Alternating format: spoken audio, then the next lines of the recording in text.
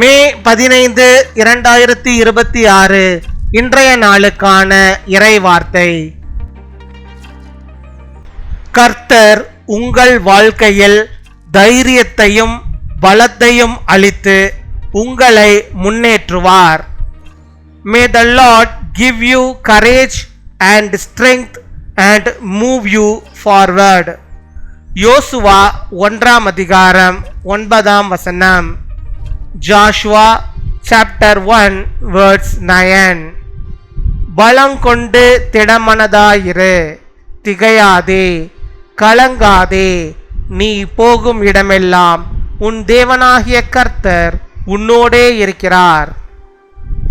என் அன்பு சகோதர சகோதரிகளே, வாழ்க்கையில் சில நேரங்களில் பயமும் சந்தேகமும் வரலாம். ஆனால் கர்த்தர் உங்களோடு இருக்கிறார். அவர் உங்களுக்கு தைரியத்தையும் பலத்தையும் அளிப்பார். நீங்கள் தனியாக இல்லை, அவர் உங்கள் கூட நடக்கிறார். நம்பிக்கையுடன் முன்னேறுங்கள். அவர் உங்களை வெற்றியின் பாதையில் நடத்துவார். Be strong and courageous. Do not be terrified. Do not be discouraged. For the Lord your God will be with you wherever you go. My dear brothers and sisters, sometimes fear and doubt may come in your life, but the Lord is with you. He will give you courage and strength. You are not alone. He walks with you. Move forward with faith, and He will lead you into victory.